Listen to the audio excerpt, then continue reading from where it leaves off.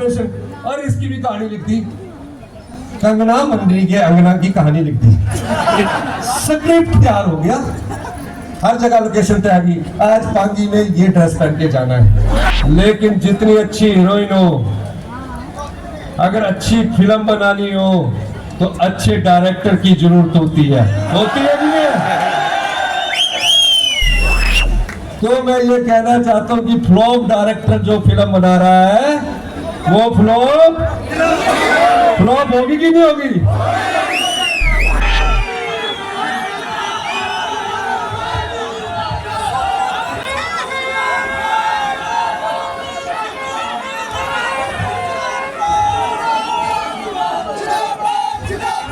प्रदेश में उप मुख्यमंत्री श्री मुकेश अग्निहोत्री जी, हमारे राष्ट्रीय जनरल सेक्रेटरी और हिमाचल के इंचार्ज श्री राजीव शुक्ला जी, प्रदेश कांग्रेस कमेटी की अध्यक्षा श्रीमती प्रतिभा सिंह जी, हमारे इस संसदीय क्षेत्र के प्रत्याशी श्री विक्रमादित्य सिंह जी, मंच पर विराजमान रेवेन्यू मिनिस्टर जगत सिंह नेगी जी, मंच पर विराजमान पूर्व में कांग्रेस कमेटी के अध्यक्ष श्री कौल सिंह ठाकुर जी, मंच पर विराजमान सभी सम्मानित विधायकगण, मंडी के दूर दराज क्षेत्रों से आए मेरे साथीगण, पंचायत के प्रधान, माताएं, बहनें, युवा साथियों, प्यारे बच्चों, 15 महीने पहले हिमाचल प्रदेश में कांग्रेस की सरकार बनी और हिमाचल कांग्रेस की राजनीति में भी एक बदलाव आया। 40 साल बाद एक आप जैसे परिवार से निकला साथी अपने छात्र जीवन की राजनीति शुरू करते करते, युवा कांग्रेस की राजनीति शुरू करते करते मुख्यमंत्री के पद पर पहुंचा, जिसके घर से ना तो कोई राजनीतिक व्यक्ति था और राजनीति दूर दूर की बात थी। मुख्यमंत्री के पद की शपथ लेने के बाद 11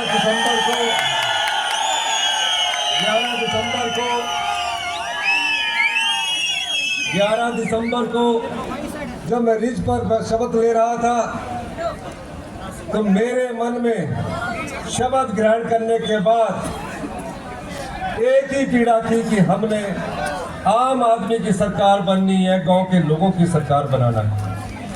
इस दृष्टि से हमने काम करना शुरू किया और मंडी जिला से जो मुख्यमंत्री जयराम ठाकुर जी बनकर गए वो 5 साल सोए रहे और प्रदेश का खजाना लूटता रहा, वो आंखें बंद करके सोए रहे। ऐसी हालत प्रदेश के खजाने की कर दी कि हमें सरकार चलाने के लिए जो दिन का खर्चा होता था वो भी कर्जे पर लेना पड़ता था। 75,000 करोड़ रुपए का खर्चा जयराम ठाकुर जी की सरकार ने लिया। 10,000 करोड़ रुपए की लायबिलिटी जो सरकारी कर्मचारियों को 6 पे कमीशन बनने के बाद मिली थी, वो देनदारियां हम पर छोड़कर चले गए। चुनावों से पहले 1000 के करीब संस्थान खोल दिए। 6 महीने पहले जहां भी जो मांगता था वो उसको स्कूल मिल जाता था, डिस्पेंसरी मिल जाती थी। नोटिफिकेशन की गई, कोई बजट का प्रावधान नहीं किया गया, ना ही कोई नियुक्तियां की गई। अब ऐसी माली हालत में जब मैं मुख्यमंत्री बना, मेरे साथ उप मुख्यमंत्री मुकेश अग्निहोत्री जी बने, कहां से करना लाइव? हम दोनों ने 1 महीने तक मंत्रिमंडल का विस्तार नहीं किया। मैं और मुकेश अग्निहोत्री जी दिन रात अपनी आर्थिक अवस्था को सुधारने में लगे रहे। रात के 2-2 बजे तक हम अधिकारियों के साथ हम चर्चा करते और जब ऐसा लगा तो मुकेश अग्निहोत्री जी को हमने बोला कि मेरे देश की आर्थिक हालत पर व्हाइट पेपर रखना चाहिए। एक एक तथ्य को खंगाला गया और तथ्य खंगालने के बाद ये पाया गया कि जयराम जी सोए हुए थे, खजाना लूटा जा रहा था और प्रदेश की जनता पर इस सभा में जहां तक मेरी आवाज जा रही है, मुकेश अग्निहोत्री जी ने मुझे बताया कि 75 लाख हिमाचल प्रदेश के जो जन हमारे परिवार के लोग हैं, हर एक व्यक्ति पर जो इस सभागार में बैठा है 1,30,000 रुपए का कर्जा चढ़ा हुआ है। 1,30,000 रुपए का कर्जा चढ़ा हुआ है। हमने उस अर्थव्यवस्था को दुरुस्त करना शुरू किया। उस पर कोई उंगली उठाकर बोल दे तो हम ये कहेंगे कि हमने काम नहीं किया। हमने आप लोगों के लिए काम किया और जैसे ही पहले मंत्रिमंडल का विस्तार हुआ, हमने पहले ही मंत्रिमंडल में 1,36,000 सरकारी कर्मचारी जो थे उनको, और भारतीय जनता पार्टी के पास 2 बार मैं गया, 2 बार मेरे साथ डिप्टी सीएम मुकेश अग्निहोत्री जी गए, कहा कि आप हमारे सरकारी कर्मचारी और सरकार का जो अंशदान है 9,000 करोड़ रुपए का, वो वापिस लौटाइए।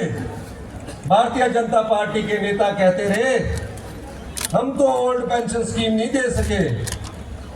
उस 1.5 लाख के नियमों को बदल दिया, आपदा प्रभावित परिवारों के लिए कानून बदल दिया, 1.5 लाख से बढ़ाकर 7 लाख रुपए की सहायता दी गई। सिराज में सबसे ज्यादा दी। मेरे विपक्ष के नेता का घर है, मैंने बोला मैं पार्टी नहीं देख रहा हूं, मैं सिर्फ ये देख रहा हूं कि वो जो आपदा से प्रभावित परिवार सिराज का है वो मेरा परिवार है, मंडी में मेरा परिवार है, मैं आपके लिए मदद करूंगा। धीरे धीरे हम आगे बढ़ते, लोक अदालतें लगाई, 1 लाख इंतकाल करवाया। मुझे क्योंकि अभी दूसरी जगह जाना और विक्रमादित्य जी हमारे यहाँ के हीरो है, बाद में बोलेंगे, तब से मैं आपके से 5 मिनट में सारी बात बताना चाहता हूँ। 1 लाख लोगों के इंतकाल हुए। पहले आप पटवारी के पीछे जाते थे, आजकल पटवारी आपके पीछे आ रहा है। अच्छे शासन के लिए अच्छा प्रशासन होना चाहिए। मैं ये भी कहना चाहता हूँ, हमने 15 महीने में अनाथ बच्चों को चिल्ड्रन ऑफ द स्टेट का दर्जा दिया। सरकार ही माता, सरकार ही पिता। 27 साल तक की उम्र के लिए उन अनाथ बच्चों को सरकार गोद लेगी और हर महीने 4,000 रुपया पॉकेट मनी भी देगी। हमने विधवाओं के लिए दूसरा बजट प्रस्तुत किया। पहले बजट में दूसरा बजट विधवाओं के लिए प्रस्तुत किया। विधवाओं के बच्चों को 27 साल तक उसकी सारी पढ़ाई का खर्चा, चाहे डॉक्टर बनता है चाहे इंजीनियर बनता है, इस दूसरे बजट में हिमाचल प्रदेश की सरकार उठाएगी। मनरेगा की दिहाड़ी कोई नहीं सोचता गाँव में भाई बहन हमारे मजदूर लगे हुए 5 रुपए बढ़ाते थे, 10 रुपए बढ़ाते थे। बजट में उन महिला विधवाओं के लिए हमने मकान बनाने के लिए जो गरीब है 3 लाख रुपए फिक्स कर दिए। फिर आए मुझे ये सब पैसा 1 साल में मैंने आपका जो जयराम सरकार की सरकार में भ्रष्टाचार के चोर दरवाजे के साथ बहा जाता था उसको पकड़ा और 2200 करोड़ रुपया कमाया। ये मैं उससे बांट रहा था। मैंने देखा हम किसान हैं, मेरी माता जी गौ खेतों में आज भी काम करती है, अभी बुजुर्ग हो गई है, फिर भी बोलती है कि देखो अपने ये देख लो मेरे जीते जी, आप ये सारी चीजें देख लो।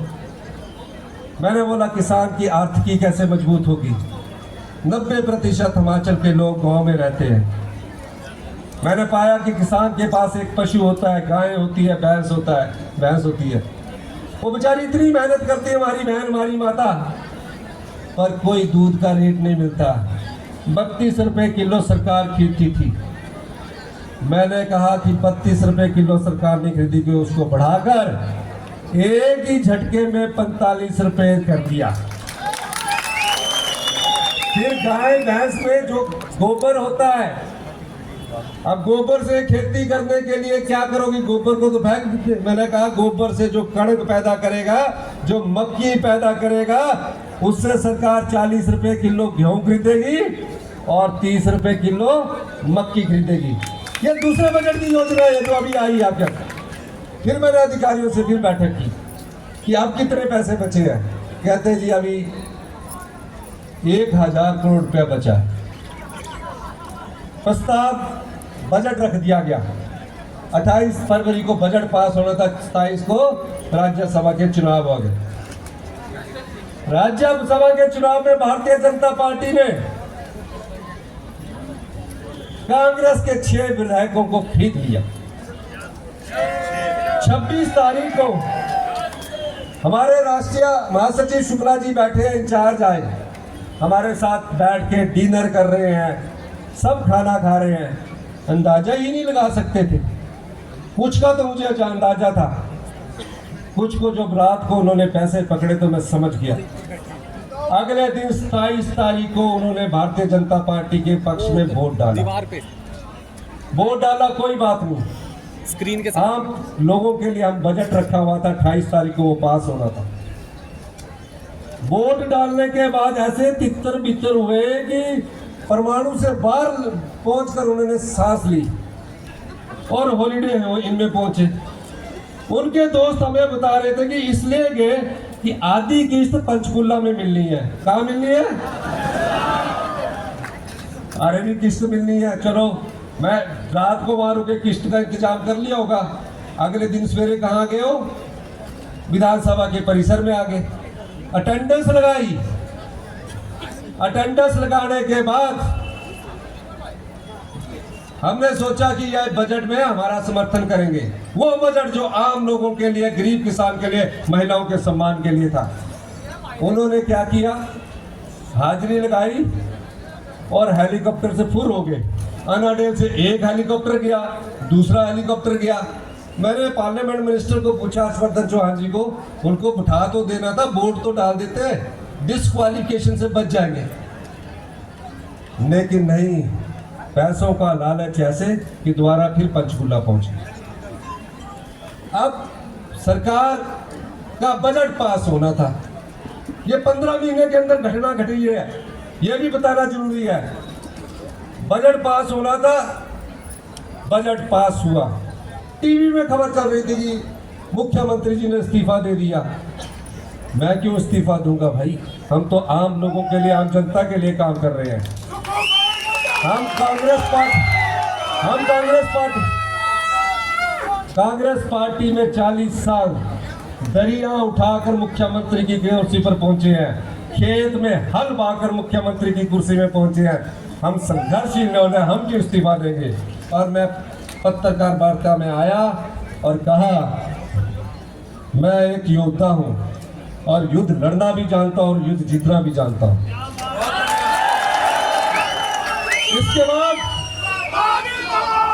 इसके बाद जो अपने आप को कहते थे कि मंडी का मैं मुख्यमंत्री हूं, सिराज के अलावा कहीं के मुख्यमंत्री नहीं है। सिराज की भी बुरी हालत है, कहीं के मुख्यमंत्री नहीं रहे। उन्होंने सोचा अब ये सरकार जा रही है और विधानसभा के अंदर क्या बोला, अब इनको तो भगवान भी नहीं बचा सकता। और मैं ये कहना चाहता हूं, इस बजट में हमने आम लोगों के लिए योजनाएं लाई थी। जब भगवान ने देखा कि ये तो सब अनाथ बच्चों से संबंधित योजना है, विधवाओं से संबंधित योजना है, महिलाओं से संबंधित योजना है, भगवान ने हमारी सरकार भी बचाई और 6 विधायकों को दोबारा चुनाव लड़ने के लिए चुनावी दल में भेज दिया। और ये बिके हुए विधायक है, बिके हुए विधायक है। 6 टिकट डिक्लेयर हुए हमने, पार्टी के प्रत्याशियों को टिकट दिया, ईमानदार और स्वच्छ छवि के प्रत्याशी को टिकट दिया। लाहौल स्पीति से एक ऐसी महिला को टिकट दिया जिसके अकाउंट में सिर्फ 20,000 रुपया पड़ा है। मतलब की कहानी लिखी ना, ऑपरेशन, और इसकी भी कहानी लिख दी, कंगना मंडी के अंगना की कहानी लिख दी। स्क्रिप्ट तैयार हो गया, हर जगह लोकेशन पे आ गई, आज पांगी में ये ड्रेस पहन के जाना है, आज किन्नौर में ये ड्रेस पहन के जाना है। आपने फिल्मी दुनिया में बहुत संघर्ष किया है, आप अच्छी हीरोइन है, लेकिन जितनी अच्छी हीरोइन हो, अगर अच्छी फिल्म बनानी हो तो अच्छे डायरेक्टर की जरूरत होती है कि नहीं है? तो मैं ये कहना चाहता हूं कि फ्लॉप डायरेक्टर जो फिल्म बना रहा है वो फ्लॉप होगी कि नहीं होगी? हमारे एक ऐसा व्यक्ति विक्रमादित्य, आपदा आई आपके साथ कंधे से कंधा मिलाकर खड़ा रहा, सड़क को तोड़ा। ये राजनीति का हमारा हीरो है, युवा है। अगर ये राजनीति में ना जाता और गलती से फिल्मी दुनिया में चला जाते तो भी ये टॉप हीरो होते। तो ऐसा व्यक्ति जो आपकी सेवा में लगा रहता है, इसके पक्ष में वोट डालोगे कि नहीं डालोगे? हाथ खड़े करके बताइए, जोर से बोलिए, सीटियां बताइए।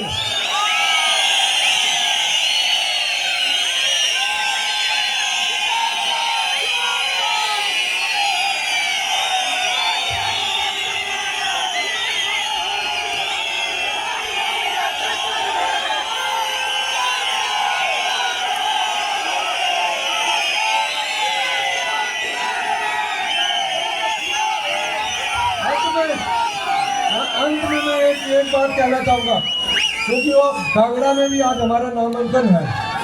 मैं एक बात करना चाहूंगा, ये लड़ाई हिमाचल प्रदेश के सरकार की नहीं है। 3.5 साल हमारी सरकार है, 3.5 साल हम सत्ता में रहेंगे, आप लोगों की सेवा में रहेंगे। ये लड़ाई मुख्यमंत्री की कुर्सी की नहीं है, ये कुर्सी आप लोगों की है। YouTube पर हमारे चैनल को सब्सक्राइब करें और रेगुलर अपडेट के लिए बेल आइकन दबाएं।